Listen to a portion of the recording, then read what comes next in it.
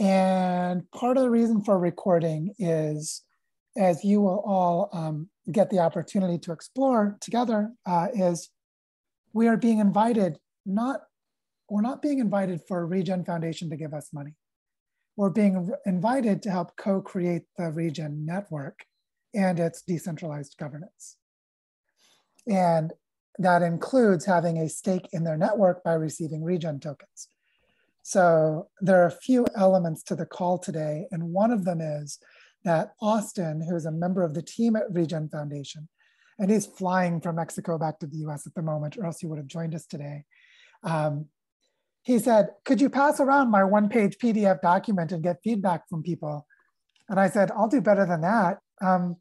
I'll ask to present the ideas at one of our governance meetings and record it, and then you can see for yourself how we do things and what Earth Regenerators is like. And also that all of you would have the chance to give feedback and improve what they're doing. And so what we're really going to do today is like sort of in two parts. One part is I will share a little bit more of the story of Regen Network and Regen Foundation for those who are unfamiliar. I know some of you, like Travis, have been following them in one form or another for a while and may know them quite well. And there's a sort of challenging part of Regen Network, which is their use of crypto technology, which enables them to work in a different way. And if you're not familiar with how that works, it's hard to understand their transformative potential. And so what I'll try to do is offer in sort of layperson terms or just understandable concepts what it is they're trying to do.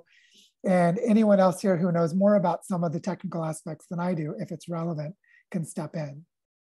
Because I would say I'm like an expert amateur in that, you know, my connection to crypto goes back to sometime around 2011 when I met the lawyer who helped set up Bitcoin, is from the University of Washington in Seattle. And I got to sit in on some meetings with him and learn about what crypto was going to become. And so I've watched it with interest without tracking the technical changes because they're changing so fast, no one can track it anyway. But the really profound aspects, maybe I'll start here, is, well, wait, let me stop on that for a second. So like the two agenda items today is, one, I want to share the Regen Network, Regen Foundation model and the opportunity being presented to us. And then what I would like to do is have a discussion with all of you to get your thoughts, just your general thoughts. What do you think of this model and this opportunity? And where is it underdeveloped? What are its blind spots? How can it be improved? And I think specifically what that will embody is, why are we being asked to do this? What is it about the pro-social way that we're building culture here that makes them want to invest in us? And I think that will be evident by the end of the call for Austin, having seen the recording, why they really need what we're doing and why we need more people to be doing what we're doing so we're not so unique. I don't want us to be this unique anymore. So with that said, just a quick show of hands. Has everyone seen the little article I wrote on Earth Regenerators that showed the 3 graphics? Or has anyone not seen them? Because Jonathan, you haven't seen them, or you have. Okay, then what I will do is I will go and call up that document right now. And I'll do a quick screen share and we'll walk through them, because it's really important for us to start out on the same page about this. Because what's really happening here is the infrastructure for the regenerative movement is being built. And that's, you know, we're part of something really big by participating in this. It's quite substantial. So here we go, got the link up. So I can walk through the documents. While it's loading, I will quickly do a screen share. And unlike in other times where we do an open circle and check in, what I like to do is just jump right into the presentation of the Regen Foundation and Regen Network, and then have discussion, and we'll do some good sharing at that point, just so that we make really good use of our time. So let me start screen sharing and we'll walk through this graphic really quickly. Or not quickly so much as, here we go.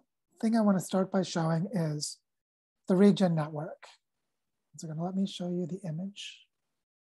Let me get this out of my way. Zoom pops up all these windows and doesn't let me move them. So one part of this is, here we go. For some reason, normally, there we go, make that a little bigger. No, I didn't want that one. I wanted this one. Strange. Clicked on one image, it showed me the other. Well, let me make this bigger.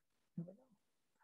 So the important thing about the Regen network is what you can conceptually see in this graphic here, which is that they want to create an ecosystem of infrastructure that allows those who are doing regenerative projects on the ground to be able to be supported with something akin to a financial system, a research investigation system, a data tracking and monitoring system, a legal framework, and build it all into one.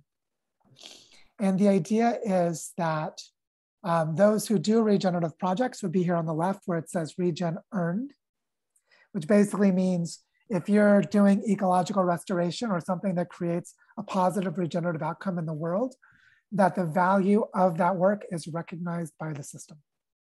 And this downstream part of spending regen tokens is basically saying anyone who is investing in these regenerative outcomes is able to put their investments in and see the outcomes because of the robustness of the information system. And so the key to this piece is that Regen Network is built on blockchain. And this is where I want to make just a really quick comment about blockchain. I think of blockchain in the context of the history of accounting, where one of the most important moments in the history of accounting that happened in the 1470s in Venice, in Italy, was the invention of double entry accounting, which is where your profits are in one sheet and your losses are in another. We have a profit and loss sheets and you have another sheet and you're basically able to, you enter the same information into both of them. And what this allowed was it allowed the centralization of management for scalable organizations. And the first corporation was invented about 30 years later. So the age of corporations came about because of the ability to manage investments without being concerned about how large the accounting books got. You could basically track the investments regardless of scale. And what blockchain did, and then other related technologies, is it enabled blockchain to become fractal. So instead of 2 entries in double entry, it's n entries, where n is basically like n factorial, which means for the number of entries you have, you grow exponentially the complexity of the information you can manage. And so without going into the details of how that works, the key thing here is that it's possible to create decentralized, trustworthy validation of information regardless of scale. And we can definitely talk more about what that means, and I'll want to do that. The part of this that I really want to draw attention to right now is this part, which is how the Regen Foundation is interested in taking 30% of its tokens, which is Regen tokens, which their current vision is to have something like 100 million Regen tokens. So they would want 30 million of them at any time to be managed by communities. And communities are groups on the ground that are actually doing regenerative work and that are stewards of land, that are gathering data and tracking ecological change like water retention and water restoration, soil building, carbon sequestration, increase in biodiversity, or any other regenerative measure we might care about. Here, communities means groups of people that are doing that regenerative work. And what happens is when those communities intersect with the Regen network, they are able to leverage the benefits of the technology and the tracking of information to allow anyone who invests in a regenerative outcome to be confident that it actually happened. So this is sort of like people buying carbon credits for carbon offsets, but then you don't actually know if the carbon offsets are done in real reforestation work, or if the reforestation work was actually cutting down other trees and then planting new trees. and carbon sequestration didn't occur, that there's a huge problem of validation. And so investments can't happen and deals can't flow, and huge amounts of money don't ever flow because this validation doesn't occur. And so the key thing here is that the Regen Foundation wants to be a DAO. They want to be a decentralized autonomous organization. And the way that they're envisioning doing that is by giving 30% of their assets to different communities and having those communities participate in decision-making for how the Regen Foundation guides the development of the Regen network. Which means that when the Regen Foundation gives Regen tokens, they give money that can go into circulation to support real-world regenerative projects, but it also creates voting stakes, meaning that that community can guide how decisions are made for the network. And it's this piece that I think is most important to us, which is that without fully understanding how that works, what they're talking about doing is creating endowments. And the typical size of the endowment would be 500,000 Regen tokens. Just for comparison, one Regen token right now is approximately worth $1. So it fluctuates day to day, but if you just use that as your proxy, it's worth about $500,000. And that's current market value. If the Regen network improves its ability to do this work, the value of the Regen token will go up because it'll recognize the embodied value of the work that the network is doing, which will include things like you buy a piece of land, like we bought Ori Hindalagua, and the land was worth $35,000 because that's what we paid for it. But then we do regenerative work on it, and we increase water flow and food security for the neighbors downstream for us, and other kinds of value in our territory, that the value of that land has gone up. And it's measured in the change of ecological state. It's measured in the increased retention of water, the increased biodiversity, the sequestered carbon, and whatever else is happening. And what's interesting is if you set up really good local research to monitor those changes. So you might take LiDAR and put it on a drone and fly it over and watch changes in land surface as you're reforesting. Or you might have on-the-ground soil measurements or whatever's being done. That those measurements with really good trust, because those making the measurements are part of the network that is validating the work of the people who say they're doing it, that anyone who is participating in that validation process is creating value for the ecosystem of projects, and the value goes up. The problem right now is that there's no clear way to measure that value as it's happening. And the Regen network is creating a set of tools to bring those best ecosystem services models and research supports together with a financial signaling system that says the economic value is measured in the investment in regenerative outcomes. And one thing that they can do that's different from many different market dynamics is they can invest in public goods, which is usually invested in before the market is formed. That they're investments in building the space in which the marketplace occurs. So it's creating commons that are shared that create the value for a well-managed market to operate within it, which is how all functioning markets have ever occurred. And so the thing here that's really powerful for us is that they have been watching what I'm doing personally. Like, who is this guy Joe that can share leadership and build community online and can gather money and turn it into land stewardship and real projects and dig holes in the ground and pull grass? Here's someone who seems to understand, the full range of these things and is embodying it. So there's high integrity. And then there's this Earth Regenerators community that, for reasons people don't yet understand, just has a qualitatively different feel in its culture, which we all understand because we're helping to co-create it. And what they've recognized is what they're calling a DAO, we already are. Because if you think of a decentralized autonomous organization as a piece of technology, you've already misunderstood what it is. The way that we make decisions in a decentralized manner is a DAO. And what we can do is leverage technology tools, just like how you can use Excel to track data because you're managing your project well. Excel is a useful support tool for managing your project, but it's the human management system that's most important. That's the human management system is using Excel correctly. In exactly the same way, these crypto tools are underdeveloped on the human side. And they show great promise to integrate with human culture. And so what they see is, if you go back to that video I shared a couple weeks ago of how the Earth Regenerators Fund could be combined with a giving circle connected to the project incubator and the learning journeys, et cetera, we create a support flow for people to cultivate as human beings, form social supports, and then allocate the resources they need.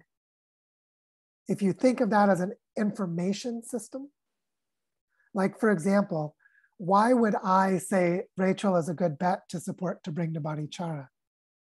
Because I have really good information by knowing Rachel, right? And I validated it through trust networks of interpersonal relationships. That exact pattern of information is what Regen Network is building. They're just building the technology supports for it to be tracked globally. And so what we're being invited to do here is to receive an endowment of 500,000 Regen tokens to become part of the 30% of the Regen Foundation that governs the direction of the Regen Network by prototyping and learning how to create regenerative outcomes in the lives of people and on the land, and build really high integrity information about how we do it, which is what pro-social does. It's actually what pro-social does. So that's what's amazing about this moment, is that, like I said, they're not giving us money. They're actually giving us responsibility to figure out how to embody a regenerative finance system that converts financial support as one piece into robust circulation in a network of humans who are doing regenerative things. And there are three kind of major pillars that Regen Network is focusing on for this in the first stage: land stewardship, data validation, and research support. And there are various sub-buckets of those, but basically they're working with academic, a constellation of research communities for tracking ecosystem state changes. And as we all know, social system state changes are just as important. And I would say they're weak in that at this point, even though they know they need it. And so we can actually be a laboratory of research for the social state changes that they need to be able to track. And the second piece is the validation, which is a set of things that get more into the technology of how the crypto world works. Like, one of the interesting things about the Regen token is that it's on the Cosmos platform. And the Cosmos platform is one of the platforms that allows liquidity pools and staking. And without fully describing how this works, basically what happens is the more that we verify the quality of information, the more value the information has. So anyone who participates in the validation of information shares the rewards of participating in that validation process. And so if we allocate some of our Regen tokens to a liquidity pool that is supporting better validation of information, the pool of Regen tokens grows, and they reallocate them to those that are staking to the validators.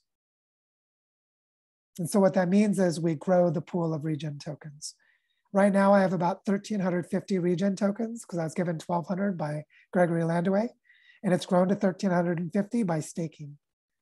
And I'm currently getting about 1 token per day. So by using that as my base, the proportional basis of growth, 500,000 Regen tokens, if we staked all of them, would generate about 11,000 Regen tokens per month without reducing the size of our base. So if you wanted to think of it as we have an endowment of 500,000 Regen tokens, with the current rate of staking returns, we would generate something like $10,000 a month, varying by the market value of Regen tokens, which creates a continual flow without eating into our endowment for supporting regenerative projects. And so the real beauty of this is that they have done good enough work that they've attracted investments to build this system And we've done good enough work that they see us as the best bet for figuring out how to do decentralized governance, which they know they need.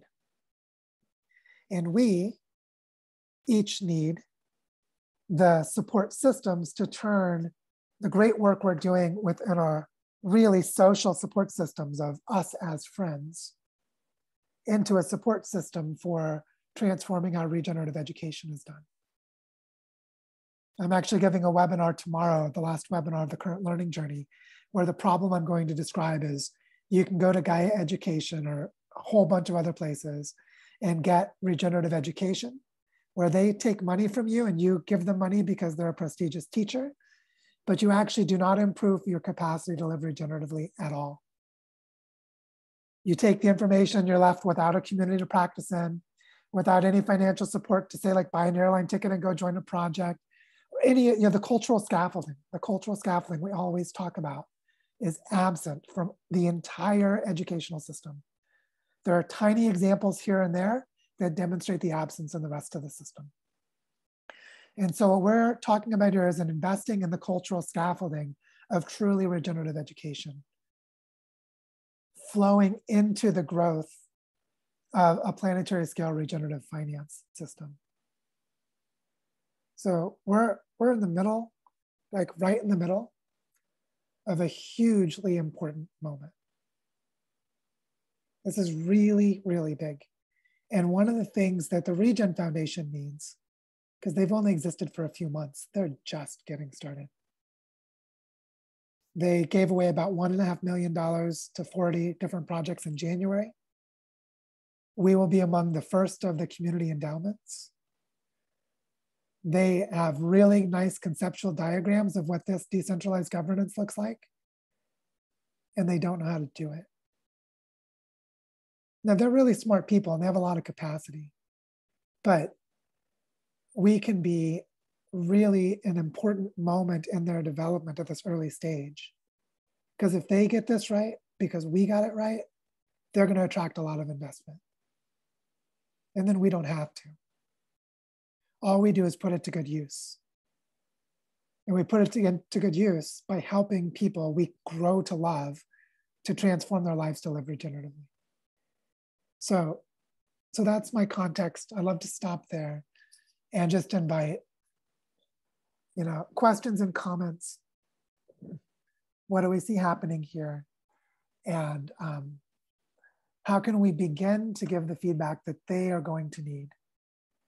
And how do we take what we're doing and situate it in this context to help us do it better? Langdon, please. Well, I just want to say wow and wow and wow, and this is amazing. And, it's, for me, this just totally is synchronistic with the fact that last night I stayed up way, way too late to watch Travis's presentation to the incubator. And a lot of what you're talking about, Joe, can be produced by the system that Travis just introduced or some modification thereof. It's really incredible. And Travis is very humble, but the capacity there is huge. And just for those who haven't seen it, I just highly recommend it, because it's a way of distributing any type of currency, including the regen tokens, and governance currency, advisory currency could be used through this visualization system. There are so many uses, and this addresses most of the concerns that the needs that I laid out in my article that I wrote on structure, but it does it in a much more elegant way than starting with mutual credit. It's beautiful, and I'm just so excited that we could that we have this amazing tool, and we have a network that's building trust, and it's all the stuff that Regen is wanting. And yes, modifications, experimentation, all that is necessary. We don't have all the answers, but we have a lot of them already. So I'm just thrilled. Thank you, Langdon. Anyone else who'd like to share, or Travis, if you'd like to give a brief summary of what Langdon was talking about? perhaps that might be helpful too. Okay, I'll jump on that real quick. And try to be quick. As I demonstrated in the project incubator, I'm not very good at being quick. The basic idea behind, I'm calling it liquid giving. For those of you who have heard of liquid democracy, it's kind of like liquid democracy meets Patreon. So the idea is that maybe we can, with something like Patreon or typical giving, you kind of have to have someone who both knows of a project and has money to give. But there's oftentimes a large group of people who knows of a project that are good, but doesn't have money to give. And there's oftentimes a large group of people who have money to give, would love to give it to something, but don't know where to give it. So perhaps we can construct a network, a trust-based network through which we can move money and I'll just say maybe other things too, hopefully, to kind of bridge between people who would like to be able to fund things that are kind of on the edge, and those who know might be really deeply embedded in the work, but may be underfunded and find it difficult to seek funding from typical sources. And then I have just like one particular way of doing that that could be improved in so many ways. But that's broadly what I was presenting. Yeah, thank you, Travis. What I've seen in Travis's work, because we met when he was doing his PhD work and he studied me, and we became friends, is Travis is really maybe awkward hanging out in his Joe's like, what are you doing here? But just to briefly say, Travis studies human-computer interface as it relates to collective intelligence and integrity of decision-making, and does some really, really nice work for those of you who aren't familiar with it. Very important, and lucky to be your friend, Travis, and lucky that you do that work. Maya and then Gail. I wanted to offer a little nonverbal thing, a mandala that I've been drawing. I'm not quite done with it during the learning journeys. And when you said that crypto is like a fractal accounting, I was like, oh my gosh, I didn't get that part. Like, I've been studying crypto for a while, so I'm already learning from you. But anyway, so this is a fractal thing, and it feels like Joe's mandala, actually. And I love also there's flowing things going out fractally. So anyway, I just want to offer this as a visual. And the Sierpinski triangle right there. Oh, I love it. So, yeah, so I'm really appreciating this opportunity, and your sharing of it, Joe, is just beautiful. Thanks. Thank you, Maya.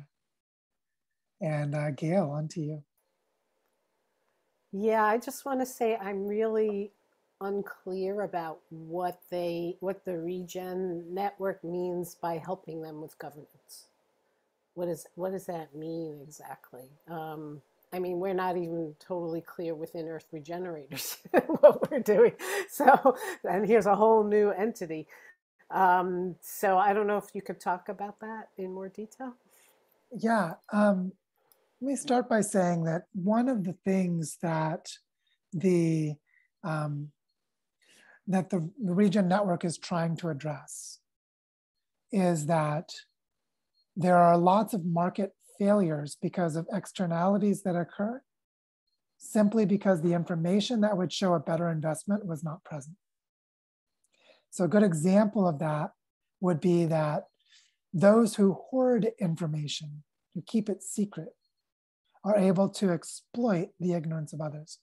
So when a farmer thinks that buying petrochemical fertilizers and pesticides and herbicides is going to make them more money because they're going to have more productive yields, which there's a specific way of measuring productive yields that does go up. So it looks like the investment in all those petrochemical inputs increases the income of the farm. But actually, because the same people that invested in agriculture invested in the petrochemicals, they actually extract money from the farmer as the farmer loses. because the farmer does not have the same basis of information as those investing in multinational companies. So and Regen Network really focuses strongly on regenerative agriculture. So this is sort of their test case, is that if farmers, like take your classic Iowa farmer, if they really understood that becoming a steward of land who grows soil would actually be a better business model and they'd make more money, and they'd have more biodiversity and more sustainability and various other things, they would do it. But they don't know that because of the active concealing of information and this imbalance in power about access to information. So in a very important way, the Regen Network is trying to create integrity of information so that those who actually have better economic models, which also happen to be better ecological models, that they will be invested in and supported because they're actually a better business to invest in. So this is a key part of what Regen Network is doing. Now, here in Earth Regenerators, we go more decolonial than that, and we can go into spaces of not even thinking in terms of markets and businesses and these economic modes of thinking. But it's really a helpful bridge to say that there's a transition that's needed to help more land move from private ownership to community ownership by recognizing it's actually a better economic model to turn the land into commons-based stewardship and then create multiple flows of value creation as that land is connected into its territory. But right now, even if people have conceptual models, they don't actually have data-driven case studies. And so one of the bets that Regen Network is making is that by creating this data infrastructure, where the data is validated in a way that you can actually see the ecological and economic returns, that they'll be able to shift the flow of investment. And I think they actually have a very strong case that that will occur.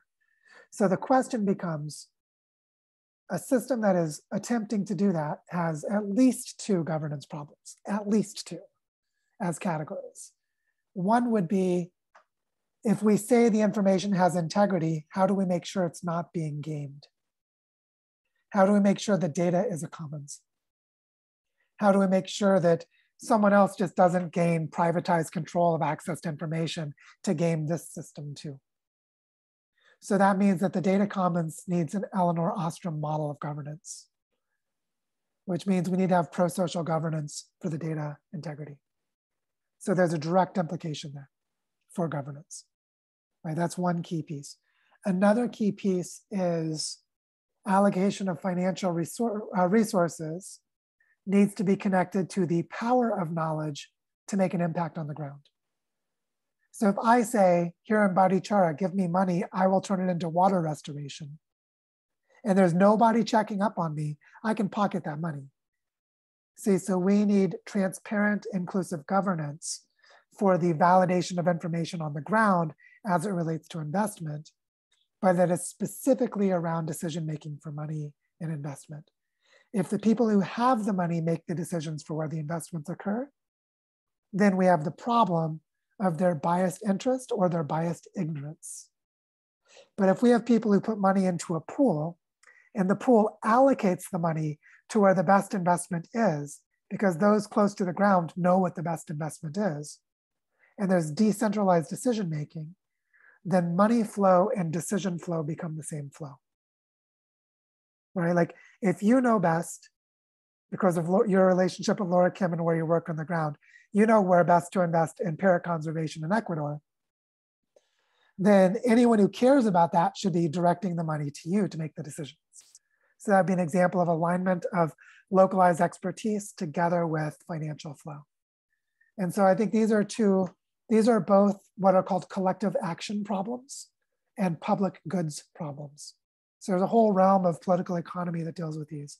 But basically they're entire domains of very sticky decision-making issues that the information integrity combined with the governance pattern of relationships, they can't be separated from each other. And so this is what they're really talking about is how do we create, like, let's just, like as an example, what if we took the Barichara ecoversity and what I'm trying to do with Las Albercas and that 1,000 hectares of land to restore water? If someone put $5 million into that. First of all, why would they? Why would they decide it was a good investment? Where did their information and relationships come from? How was that decision made? And then all the decisions of implementation over the next 10 years, who is participating in that to be sure it actually happens and that this is a good case study? And how is that learning being reshared to other projects? So just use that as an example. Governance is all over that. So much of that is about governance. So does that give you a better sense? Yeah, if I could just follow up before Tricia goes. I'm thinking, I translated some of what you said into more traditional way of thinking that I think maybe Rachel will understand, particularly as grant writers. Basically, it's in a grant, you have to give a statement of need. And the statement of need is presenting the data, why your project needs money. You know, what's the data that's proving, you know, why is that particular land in Barichara a good place to put money? And you give the data for that. And then another section of a grant proposal at the end is the evaluation section, where you talk about how are you going to evaluate results and show that this money was put to good use and that you either achieved what you said you would or failed and why you failed, you know. So am I interpreting that right? That's pretty much, okay. That makes a lot of sense. Thank you so much. Okay. Yeah, and doing it in multi-location across a decentralized network gets into something Travis was referring to with liquid giving, is that how does the system itself optimize for effective outcomes around the collective purpose of the system itself? The purpose of this system, of the Regen network system, is to restore integrative harmony to the carbon cycle of the Earth. That's their purpose. And so they're trying to find all the best research supports and models of implementation for that. Does that clarify it well enough for now, Gail? Is that okay for now? Awesome. Tricia?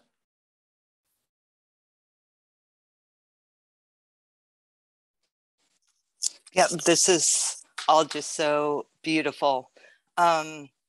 One of the things that I really love about this too is just the way that it provides the opportunity for this type of financial capital to be invested into growing the other 7 forms of capital that we've all been exploring and that we all know that we're rich in and that our communities are rich in. And so how is that other capital kind of supported and grown? You know, like this is a really beautiful exponential multiplier effect of how that can happen, as well as the idea of staking, which provides for like a longevity that I think is super important for when we're talking about regenerative projects, as far as like talking about people working with people on the ground as an incentive for changing practices. They need to be able to see that they will be supported like through this process in a way that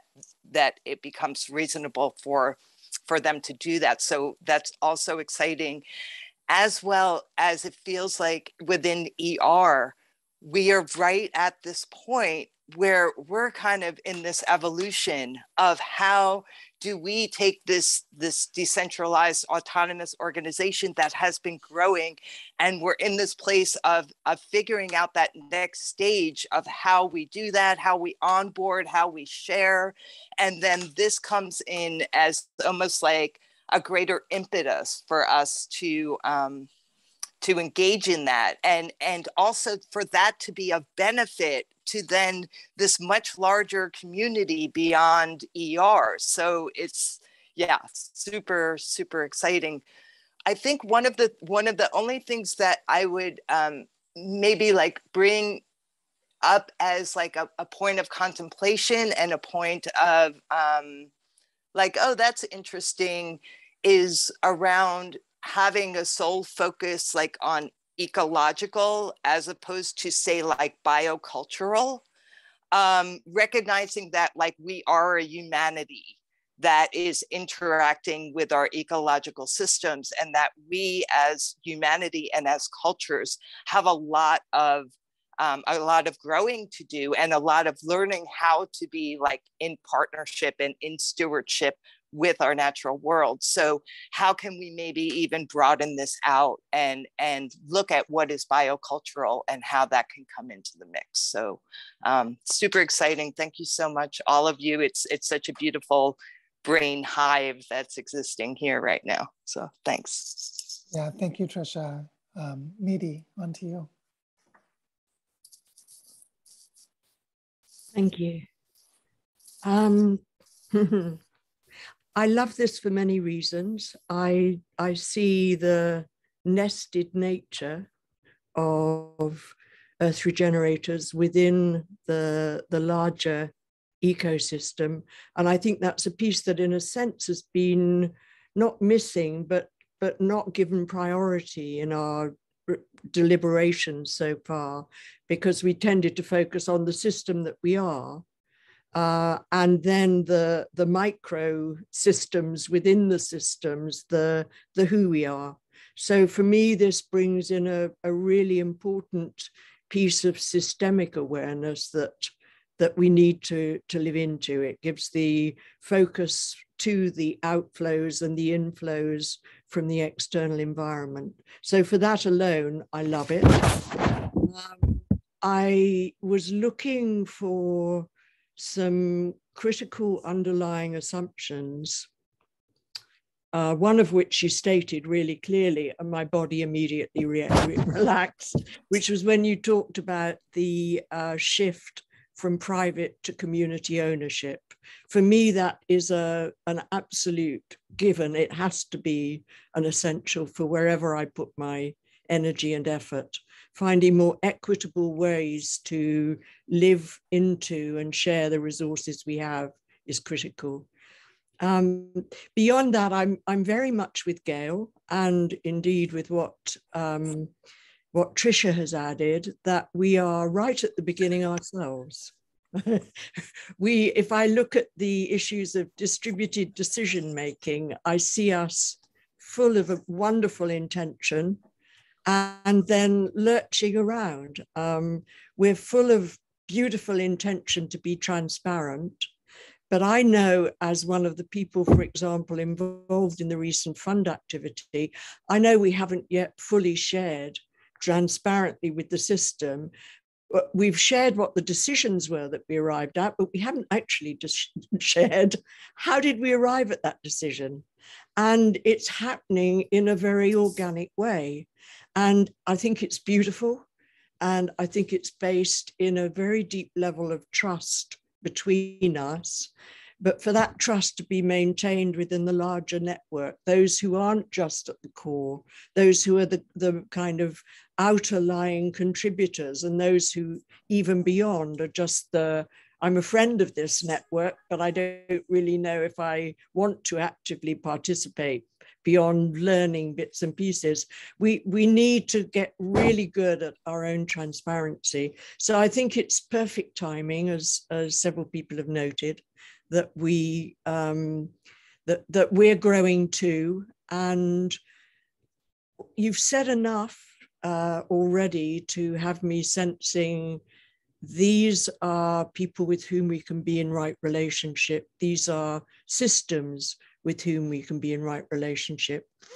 I guess the biggest question I have, which is the question I have for the whole cryptocurrency world, is, two things have happened recently in my world, and I think in our world. I just named, there are many other things.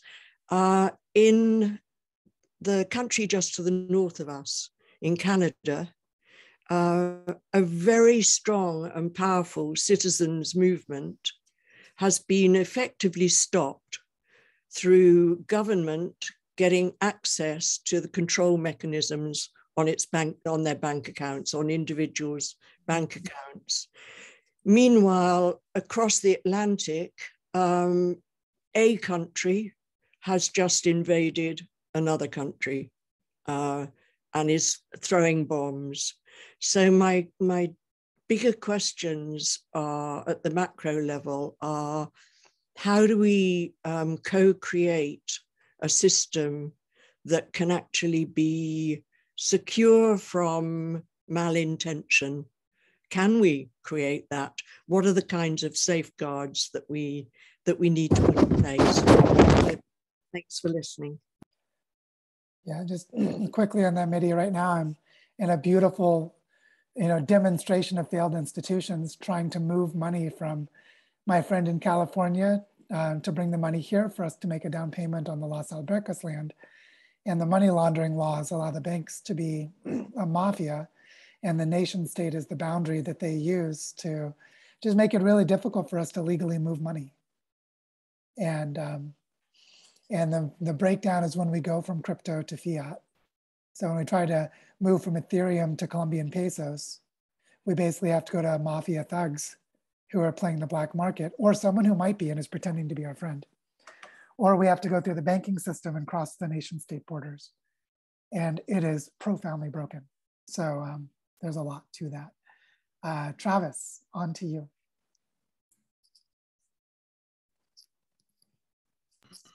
I just want to check, does anyone want to respond to Midi's larger question that she raised before I add on to, I think, one of her maybe lower level points that she was making?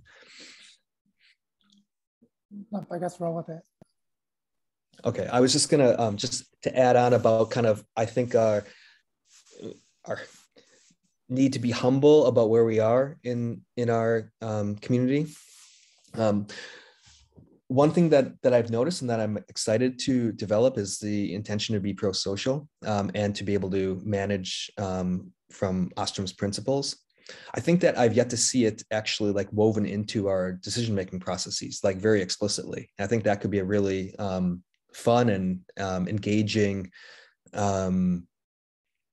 process to kind of go through, is to kind of how, like with the fund, for example, we didn't apply any kind of principles from Ostrom. We're kind of rolling with our intentions and kind of where we've kind of come from. So I just want to kind of put that out there, that I think that it's hard for me to see us genuinely claiming that we're practicing pro-social, as opposed to like having the intention and the heart to be able to do that, but it being something that we're kind of growing into. So I'd love to be part of that kind of evolution as we go forward. Yeah, that's a really good point. And it's also, I say at the same time, it's true that we're really good at being pro-social. And the way that we run the learning journeys, the way we facilitate most of our meetings and conversations, the way each of us individually is developing within a sort of a network of people. And that, I think the key difference is that to have a process that we would sort of stamp trademarked pro-social would be to treat pro-social as a recipe, and that would be a dangerous thing to do. Even though I totally I think that we have less experience with some of the principles of commons management, and so I can see the potential, but I think there's some pretty big missing pieces to start to develop. Yeah, and so it's I think this is a really interesting space for further inquiry. So thank you for bringing it up, because especially as when we try to grapple with how Earth Regenerators is already a diversified culture. It's a polyculture. It's already got, bioregional catalyst is a different culture from book club, for example. There are multiple cultures here, and that's going to only increase. So this topic of what does it mean to really be pro-social? How many people are engaging in the individual human development of contextual behavioral science, and how much are Ostrom's principles being employed, and how much are we living out multi-level cultural selection strategies of evolution for cooperation, are all, luckily they will always be open questions. But at the same time, we can get much more clear about how to practice them. Langdon and then Marcel.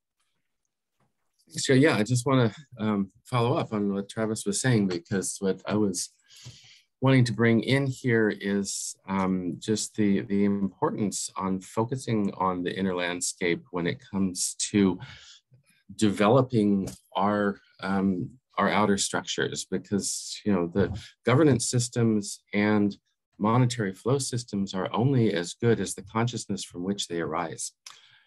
And so we've really just started that process. I know, I've been having conversations with people, including, Maja and Rachel and Midi, and there are a group of us that are starting to form this kind of inner landscape deep dive.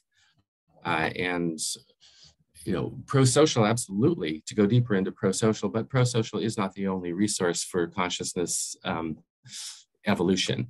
And so how can we integrate pro-social with what we already know and collaboratively develop a culture that regenerates and evolves consciousness, in a way that, is open to, multiple perspectives, but also creates a core, just like Eleanor Ostrom principles, right? What are the core principles of Earth Regenerators that, we all need to embody in order to, develop and participate effectively in these systems that we're talking about. And so that's what I'm really excited about right now is just inviting that conversation and the explorations, and how do we live in that way where we are a commons and we are taking responsibility for the needs of the others, just as we take responsibility for the needs of ourselves. And that gives me a lot of energy, and I believe that we can do that.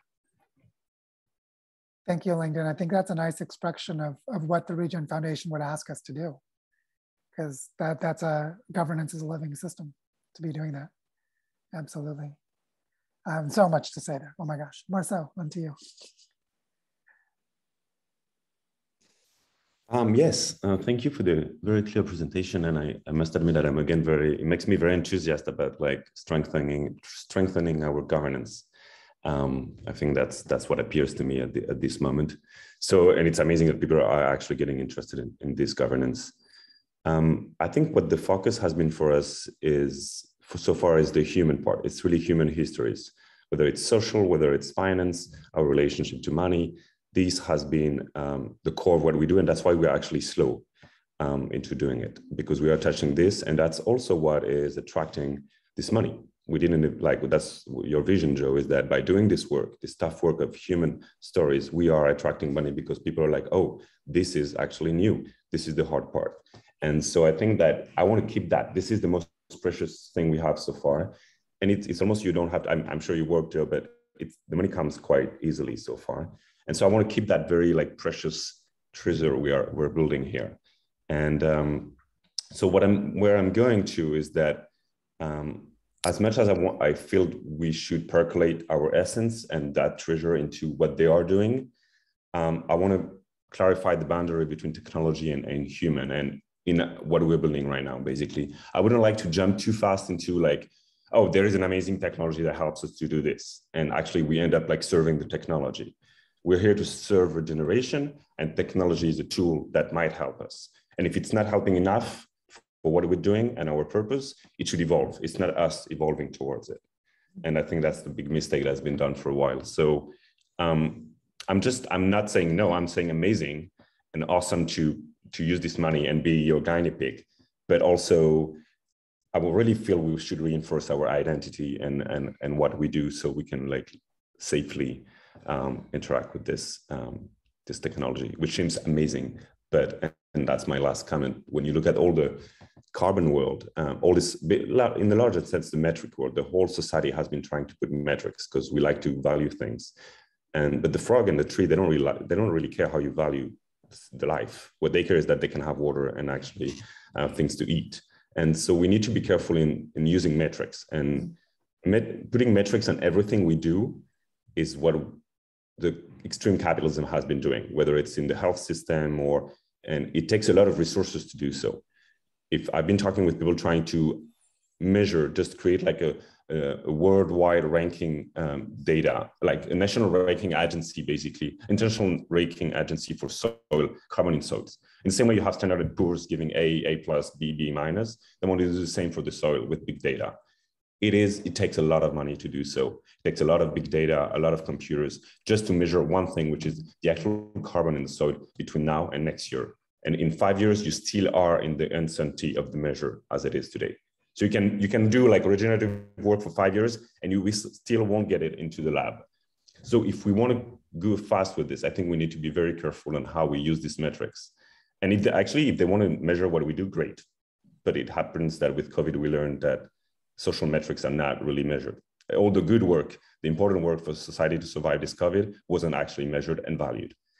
So can we do it with planet in the next 10 years, in the time we have? I don't know. I don't want to focus on this. I want to focus on the human part and the life part. So that's just my take in. But I'm very optimistic, and thank you for bringing all these tokens. I'm looking for more governance with you guys. That's it. Thank you, Marceau. I'll just briefly say that I'm sort of channeling JP here, that it's all about relationality.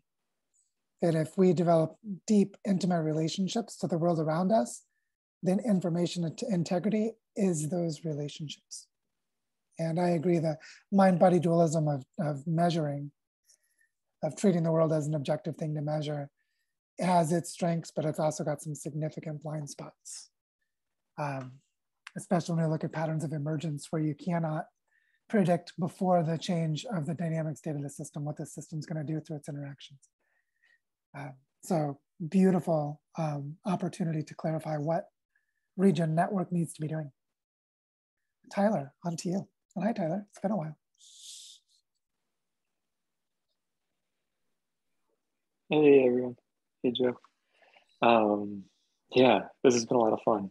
Really, really loving what everyone has been bringing. And thanks for the mandala, Maya. That was great. So much to say, and really love what Marceau just brought there. And I think I just have a quick comment and a question for you, Joe. Yeah, just what Marceau sparked in me was kind of this relationship to the word bad actor that I heard Joe mention earlier when kind of describing the advantages of this technology and kind of the verification challenge we're all in. And I'm just kind of looking around this room and thinking like, Penny, bad actor? I just can't see a world in which Penny's a bad actor, given the depth of trust, she and I have developed. And, over the last 6 months or so, part of the work I've been focusing on has been going through learning journeys of building trust with people. And that's what we're constantly doing here in ER all the time. But in that learning journey, we were explicitly focused on trust itself and coming into an understanding of that. And through that, again, the same question of like, bad actor, maybe they'd have a terrible day and mess something up, but the purity of intention there is so clear. And so all the measurement and verification apparati that would be needed to ensure that they're not bad actors is so much of a drag on the system. And so I think that's really what we're prototyping here. And that kind of feeds in my question, Joe, which is, what exactly would the Regen Network be asking of us at this point? What are they needing from us other than what we're already doing? Is there a clear kind of opt-in or task they're looking for us to be able to deliver on a consistent basis that helps bridge that relationship? Or are they looking for us to propose that to them? My current understanding, and it's a really good question, my current understanding is that they are gathering a council of advisors representing different communities. So one thing is they would like for some members of Earth Regenerators to just become part of that sort of open commons of council. And one thing they haven't said, but I have intuited more from my conversations with Gregory than with Austin. For those who don't know, Gregory Landaway is the founder and the director of Regen Network, and Austin works at the foundation. Is that the way that, and I think this is more the embodiment of what is seen as me as a stand-in, which is, because I would say Trisha's project and OSA would represent this too, but it may not be visible to them, is how to actually set up land stewardship and create visible demonstrations that regeneration is occurring. And visible demonstrations, I'm not referring to in the sense of really rigorous data analysis, but more like, did you raise the money to buy the land? Did you successfully buy the land? As you bought the land, did you upset the neighbors or did you get them to work with you? I think there's some various ways of seeing the commoning pattern, and the way of commons as a verb, that I think they're really looking for. I think a lot of people in the crypto world right now are looking for You know, this is in the sky. When does it touch the ground? And I'm seeing a real strong hunger for people to see it in the ground, to basically see it manifesting. And so my sense is they would want to see it manifesting. And one way I could see that right away, using that little 18-minute video I created as like a proxy, because we've already evolved from those ideas. But you think of like, what is an Earth Regenerators Fellow in quotes, which a term was already called into question. What does it mean to be an Earth Regenerator in the sense that you're supported by the network to be deployable to do something? And I could see like, if we convened a meeting and brought half a dozen Earth Regenerators to Barichara to design something like a community currency and started testing it within the ecosystem of existing local people and projects, that sort of thing would demonstrate what we're doing. And then that could be demonstrated in other projects in other places. My sense is that what they most want is they want to be able to document the case studies that we would be manifesting by helping this flow into real world projects. Because what so many places are missing in this conversation is the on the ground relationships. You know, like when you were right here, Tyler, you came to Barichara because I had relationships that enabled you to flow into the community. It's exactly that's what they're looking for us to do, is to be that bridge into manifestation. I think that's the most important thing. Yay! I got mine. And I gave Lorena a new one to design. I'm going to have her make the Muisca frog. Which is this frog. Oh, right on. So keep rolling. Inside joke between the Barichara crowd. So anyway, does that answer your question well enough for now? That's as best as I understand. That's what I think it is. And anything you want to add on to it?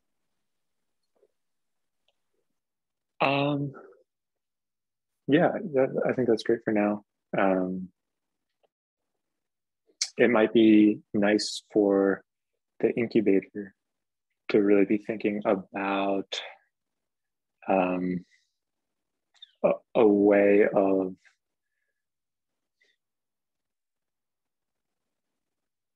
highlighting those moments of documentation. And I know Kat's been working on this a lot with the grain harvesting of video clips, but going beyond that, you know, whether it's pictures or storytelling, or just those moments as the natural flow of projects moves through the incubator into the funding group. If there can be those snapshots of, oh, here's a 5-minute video of them explaining the project from 6 months ago compared to a 5-minute video of them saying why they're coming back for funds and all the things that have changed, that gets woven into a 20-minute video montage, and there's your kind of verification system in a sense. So without having to add work to what we're already doing in our processes, how can we leverage that process itself to be that storytelling apparatus? Tyler, I just want to say that I think that process is beginning already here in Earth Regenerators. I think Vivek is doing a wonderful job of gathering the story and kind of trying to find ways to present it simply. And I also think the visual identity group is evolving into exactly what you're speaking to.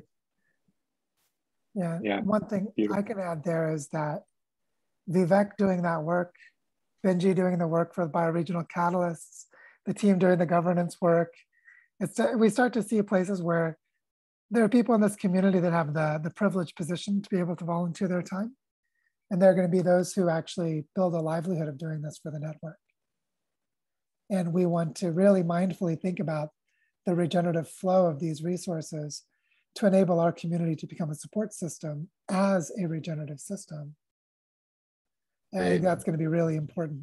So I don't want to say, look, this money came in, let's give it to other people. No, what I'm saying is, if the money goes to someone within our core group, which happened in the funding round in January, one thing that really came out of that was super important was the ones who applied for funding became part of the improvement process of the funding itself because they were included.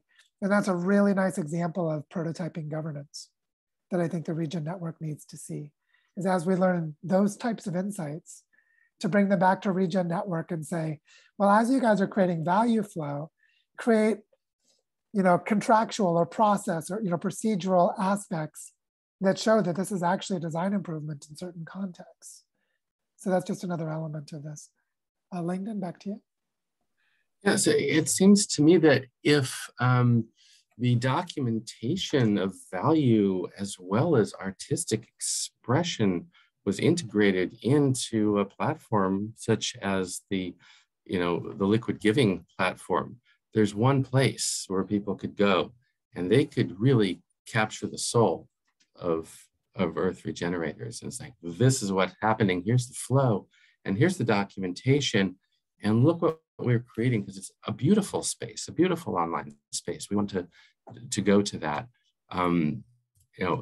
Maja brought up this wonderful idea of using NFTs in these supportive ways, and I think that there's a there's a currency of NFTs that could be supported through that. There's so many opportunities, and to have an amazing visual space to go to that includes all of us, and who is here and what we're producing.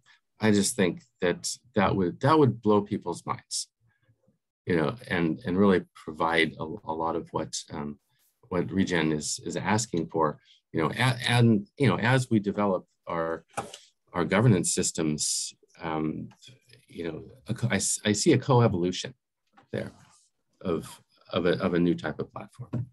And it's not all about the technology, no, but whatever technologies we do use should embody the consciousness. Yeah, I might call it story curation or something like that, because it's so important to tell credible stories and tell them in ways that are effective. Gail, back to you. Yeah, I just want to give a little update about what the identity group is doing, because there's some of us are here, and Maya particularly brought up a great idea. And one is that we're going to create some kind of creative center within Mighty Networks, the Earth Regenerators platform, and not only about visual, but about all the arts. There's a group that's focusing on this. Yeah, it's really exciting. I want to dance there. Can I dance there, please? Yes. Dance, music, writing, you name it. Whatever's creative is going to go there. So it's really exciting. And I just want to give a little feedback about with the Project Incubator, something exciting happening with my book. And this would happen outside of the Project Incubator. It happened through One Earth. But I was connected through a man who's very passionate about Indigenous people being able to learn science in their own language. So he is getting my book translated right now. It's been translated into Spanish. There's someone proofing it now. He already sent me the text that I'm now putting into the book of it in Mayan. And then they're going to do Mosquito, which is the language they use in one of our projects in Honduras. And now he's talking about doing other indigenous languages. So my book is going to be distributed free of charge as a PDF to all these communities in their own language. And I'm so excited about it. The Project Incubator was a part of that. It wasn't just that alone. It was One Earth as well. But just to see how things can grow sometimes. So we're going to be teaching people who live with the parrots about the plight of the parrots and what they can do in their own language. So it's so exciting. That is beautiful. I just want to ask if there's anyone who hasn't spoken yet that would like to, just to be sure that there's an opportunity for anyone who wants to. So hold space for a moment for that. It's okay, there's no obligatory participation points. We are all gestating on this, and this really is a big deal. So it's very important for us to go slow. I think that Marceau's point about going at the speed of ecology, I see so many people making mistakes thinking, let's just get 10,000 trees and get 100 people and plant them. And I'm like, they're all gonna die. Rachel's been here for 22 days, yay. And haven't we been learning how carefully you cultivate and build an intimate relationship with every baby tree? They become your babies.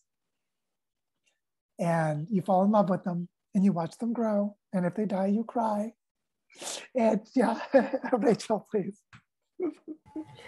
This is so true, and I think that, you know, in all of this, that's the place where I'm sort of where I kind of see there's a need to be mindful of, while we're busy measuring and presenting and developing, you know, it's curious, like, how do we present and measure the relational pieces? How do we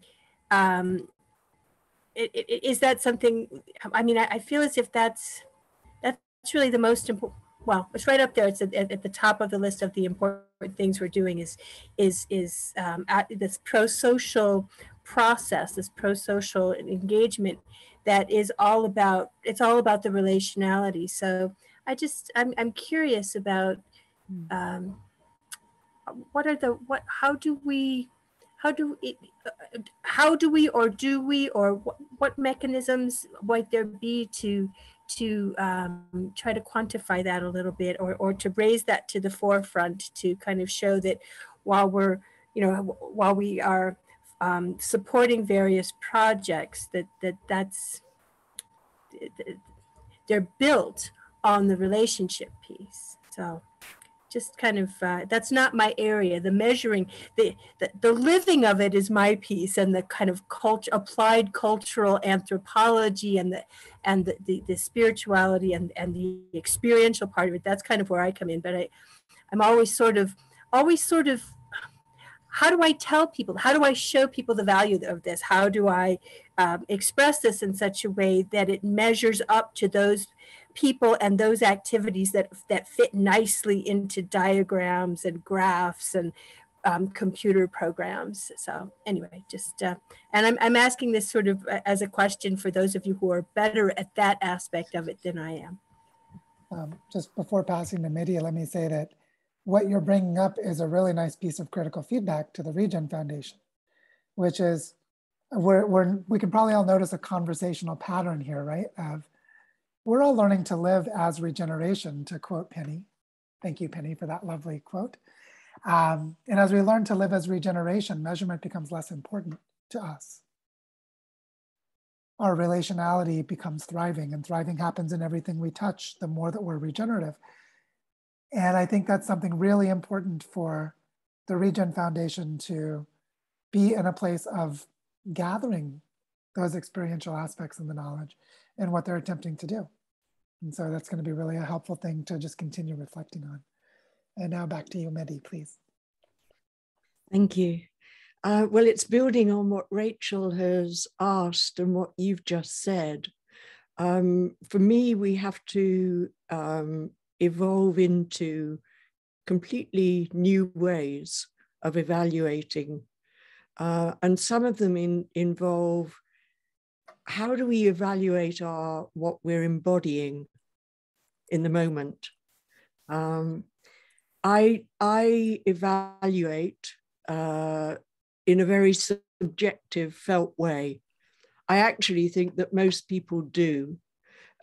There's a kind of myth, I think, that you can be entirely objective about anything. Yes, you can look outside at pluses and minuses. Yes, you can take other people's views and attitudes and needs and interests into account. But ultimately, I think each of us makes very personal, subjective, evaluative decisions. And so I just want to name my evaluation of this process, which is that when you presented on Mighty Networks Network, the document inviting us to come together and talk, I instantly had a, yes, this is important. Yes, this can even be a game changer. And I trusted that evaluation in myself to come today. And the evaluation I make now, having listened to my amazing, amazing friends, as well as you, Joe, it's been a beautiful meeting for me. because I'm just so proud of everybody. I'm just so respectful of, I don't need to say it all. There are these wonderful people who are bringing out everything that I would like to articulate, and sometimes much, much better than I can articulate it. But for me, the biggest single evaluation of this meeting is that I feel more confirmed in what we're doing here in Earth Regenerators. I feel more strengthened in the need to actually stand up and speak where I think we can do it differently and better. I feel more assured in being willing to bring the learning I've had thus far in the fund meetings, in the fund governance process. I 100% support what Marceau says about the centrality of us going on doing bit by bit, painstaking meeting by meeting, fund meeting by meeting, what it is we're seeking to bring into being here. So for me, that's the single most important evaluation that I can offer. I bring myself to the party, and I bring it even more as a result of this process. Thank you. Yay, we get to party with Mitty. Woohoo! Lilian, please. I'm glad you got me to smile there, Mitty, because yeah, I don't know how it's gonna be what I'm saying, what I'm gonna share. So the last couple of days, I have been driving in Northern Carolina, and I mean, I can feel my heart like it's like this, and it makes me extremely sad. I didn't expect it, so much sadness. Wherever I have been driving, everything is bulldozed down for developments. And this has been from the moment I crossed the borders from Virginia here, through Greenville, all the way down to Wilmington, where I am right now. And I don't even know when was the last time I saw something like that. And I have driven cross country, I think maybe 6 or 7 times to both coasts and the 3 regions and all of that. Right now where I am, they're having another construction. There's one little tree outside the hotel, and everything is flattened all the way back. And wherever houses have been able to save a few trees around their circumference, you can see those magnificent trees, and they have a lot of pine trees here that are humongous.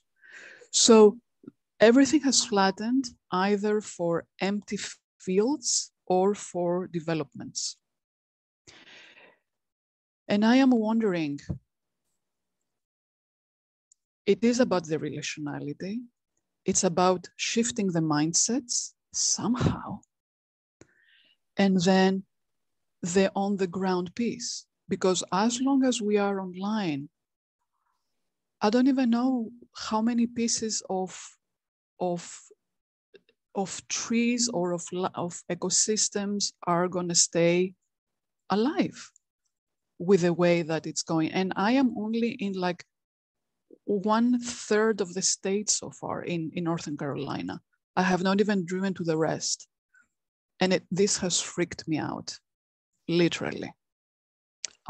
So I'm sitting with this, and I didn't know why I was, and I can feel it's not just the grief, but it's like, holy fuck, where are we going? We can talk about everything online, but the reality on the ground is it's amazing. And it is about, yes, focusing locally and taking it slow. And as Mitty was also pointing in the beginning, having some awareness of what is happening outside our own backyard. Because otherwise, I don't think we can conceptualize the need and immediacy. It's not about going fast, but it's about prioritizing our focus and what is important as we move forward. So thank you. Yeah, I think you've named into something, stepped into a space that I would say is the sacred space I stay in these days, which is how do I have a daily practice of doing something for the land so that I have a daily connection. And I think all of us need this in one form or another. And this is one reason why we're willing to pay 3 times the price to buy Las Albercas from the psychopaths who are holding it hostage. It's like, it just needs to be liberated so we can start doing the work, because time matters more than the money. I think this is a dimension of the Regen Network strategy that I'm sure they intuitively feel, but that actually needs to be named strategically, which is, how the hell do we intervene to create commons so that the entire landscape that's destroyed at least has one little anchor of surviving ecosystem? Because that's going to be the case in a lot of places. The sheer exponential explosion of what is happening. Human beings are really bad at visualizing exponential change, and that's what's dominating everything. So this point about how do we convert this quickly actually says, how do we make it possible for more of us to do what Marceau said? See, how do we make it possible for more of us to go slow and deep and build real relationships, because we're not panicking and in crisis to the economic slavery of the system or just our own trauma as we're flipping out. I made a very conscious choice when Russia invaded Ukraine yesterday to just stop paying attention to it from the very beginning. It's like, it's all propaganda, even though it's real. Because they are going to cause less people to see the trees I'm planting. They're going to cause less people to know that I helped a local native bee expert to recruit help. Like these various things that no one's going to see because they're all freaking out about the terrible things. Those of us who are living in a place of love have to have a way of signaling to each other so we can support each other. And that's one thing that this idea of an information ecology, this way of the information showing us where to put our attention. A lot of times where we need to put our attention is who can give us a hug. Like, Lillian, I want to give you a hug after that drive. I mean, seriously, this is like a big part of it. So, Marceau, I saw you popped up and popped off. Did you still have something you wanted to share? Because I want to invite you back if you do. Hope you're still muted. No, I lowered it because I don't think it was relevant to go further into the war, but I do feel the concern for Europe as a European and how close it is to us. And the big reminder for me is that in our bubbles, whether it's like a regeneration of democracy, we can go very far alone. But if your neighbors is actually not willing to listen to you or is not evolving, you might just be brought back 50 years behind. And as sad as it is to me that we spend all these new expenses and bandwidth of our collective brain and intelligence to deal with a war that seems from another time, it is real, as you said. And so how we can handle this both of like, it is happening, but I still have to be sane and keep doing what I'm doing. And I was, before somebody was talking, I think it was you, Joe, he brought to me in academia, they talk about like ecological refugia, which is basically places where you still have the conditions of climate or soil or health, basically, for a certain amount of species to survive, maybe until like it goes all the way up in temperature and it cools down. And so that's really what I was trying to do in Uruguay, and I'm going to be there in a few days, is actually build up a small, tiny forest that will allow some refugia for some of the species. Will it be enough? I don't know, but I still have to keep doing it for sanity, and because that's the only thing I can do until we know more what to plant where. And but yeah, this war is really real, and it's a reminder that we have to go together in any way, or will go together. I don't know what to do with that, but that's what I got. One thing I can say about Russia invading Ukraine, it's very similar to when I learned that China was buying up land all over Africa. It's ecological overshoot. We're an ecological overshoot, and those who have the power, which mostly means military power combined with economic power, military first, economic second, economic enabling the military, so in that sense they're equal, is who's going to win the geopolitical resource game. And we cannot stop that. They're just too strong and too big and too concentrated. We have to outlive it. And we have to outlive it as ecological overshoot runs its course. This is why I take the collapse conversations so seriously. As otherwise we're just naive in what we're doing. And I think it's really important to build these pro-social processes. Like this week on Tuesday, I was part of an event where we helped do crowdfunding with local people, 100 people in Baricha, to support a network of 47 families led by women, a network of 14 fincas led by campesino farmers, and a person who's organizing a group of families and children to clean a waterway. So this network and network and network, creating a tapestry of trust and relationships among each other. We need to be taking a tapestry strategy.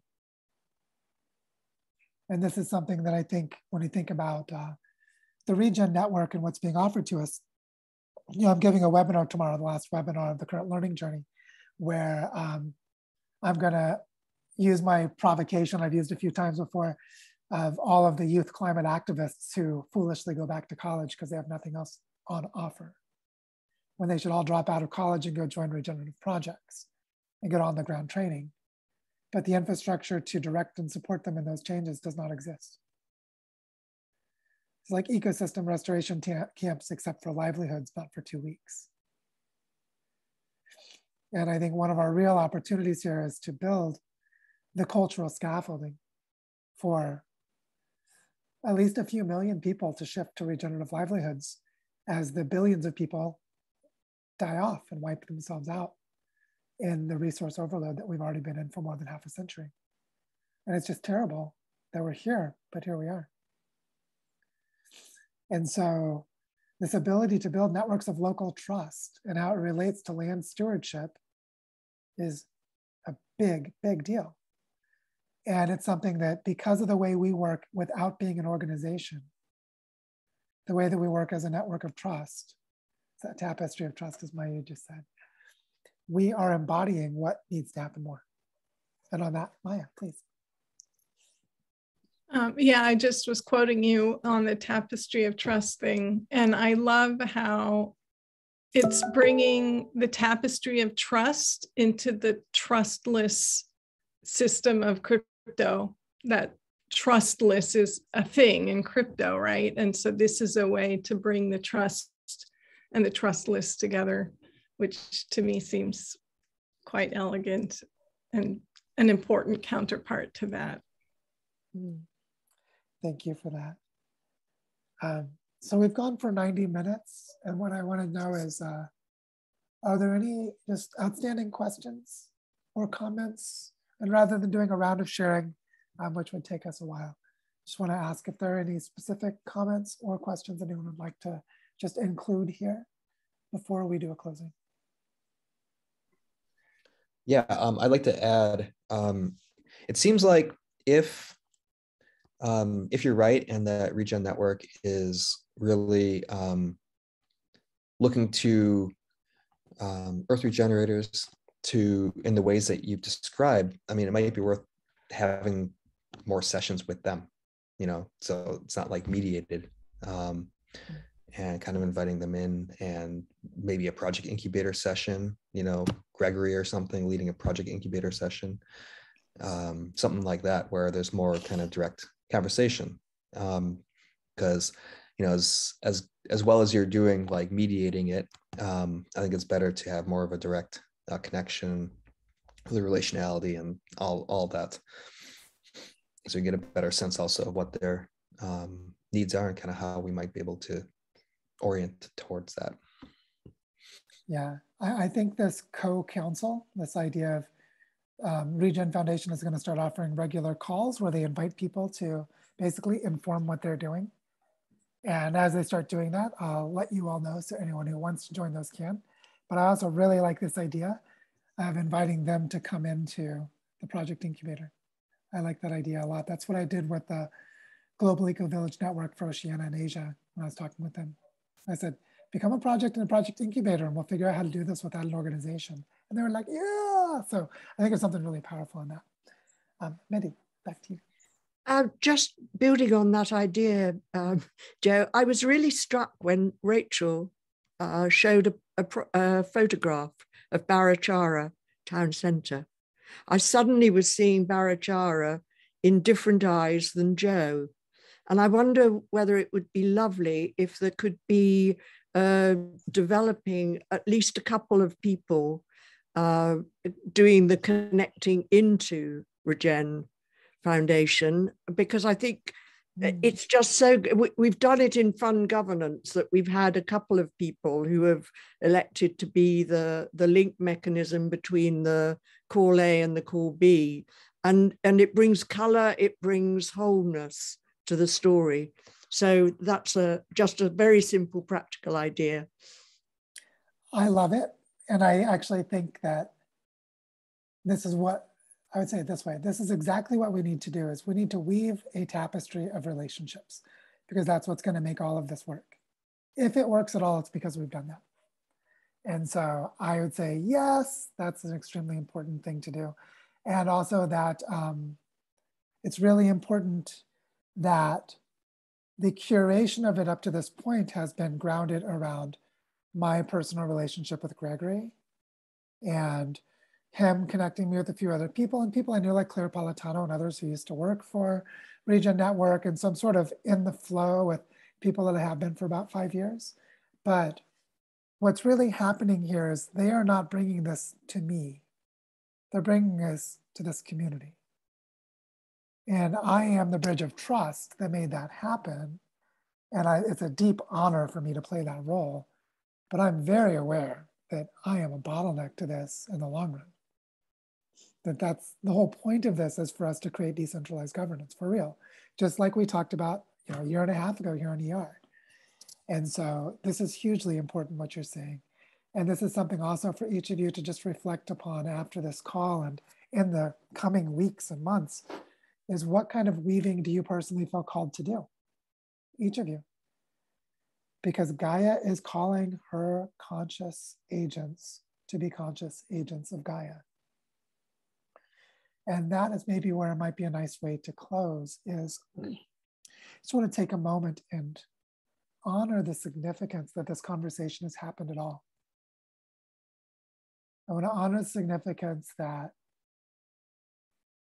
Gregory Landaway he interviewed me twice, and both times he was sort of obnoxiously like fixated on me being a collapse person and him trying to dismiss it. And we missed like half the conversation about where we agree on 99% of everything.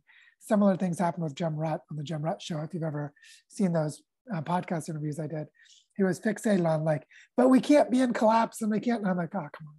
If you understood what I meant, you would actually agree with me. You're just fixated on the word as a scare word.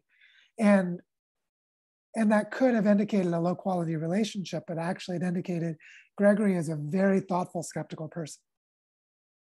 He's a philosopher. He's like a legitimate, really good, rigorous philosopher. And so he likes to disagree and he likes to argue because it helps him learn. And I consider that a real strength of Gregory. And so for us to be in this place where he curated me to Austin, he said, Joe, what you're talking about, I actually don't want to make that decision. You're my friend. I would give you money. I would support you, but I actually want Regen Foundation to do this. This is what we set it up to do, is decentralized. And then Austin said, well, Gregory puts a lot of trust in you. Let's talk. Okay, I see what you're doing. We want to put our money where our mouth is. We don't want to just talk about this. Let's practice doing it. I've had 2 conversations with Austin, one in December and one last week. We barely know each other. We really liked each other from the first 5 minutes. When I saw he was like an embodiment of David Abrams' philosophy, I was like, dude, we're going to be friends. But it was that this is all in trust. Look, 2 1-hour conversations and they want to give us $500,000. Like, no, this is curated networks of trust that are doing this.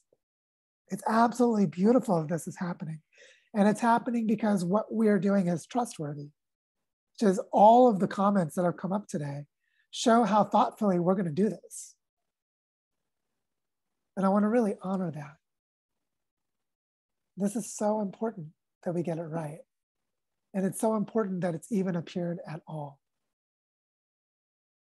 And it's so important we're having this conversation instead of freaking out about Russia invading Ukraine.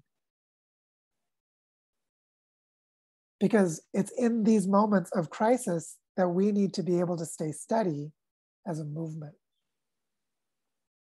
As individuals, we do self-care when we need to, but as a movement, we stay focused and we stay steady. Because we're still in the warm-up of what's coming. And there is real possibility here that we can create a cultural scaffolding process for at least a few 100,000 people to live regeneratively for the rest of their lives. Not with this money here, not with this group of the 10 of us who are still here on this call. No, but those of us who represent this movement are taking it very seriously.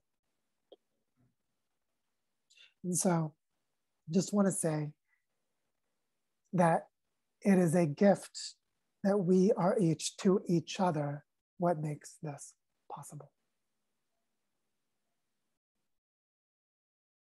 And so I'll share this recording with Austin. We'll have more conversations. I will actively curate the weaving across the communities to help that to happen.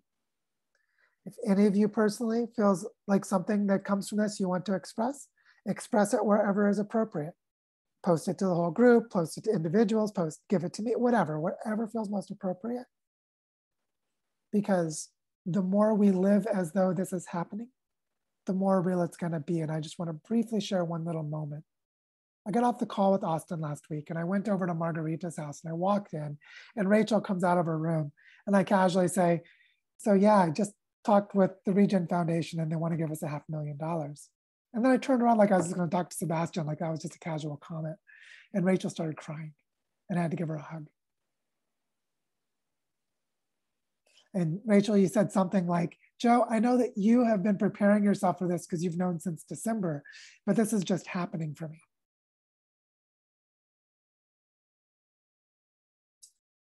And I want to say how our spread out in time and our perception of this is really important for us to hold with tenderness.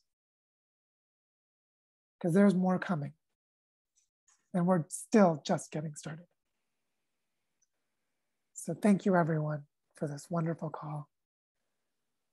And thank you for being together the way that we are now.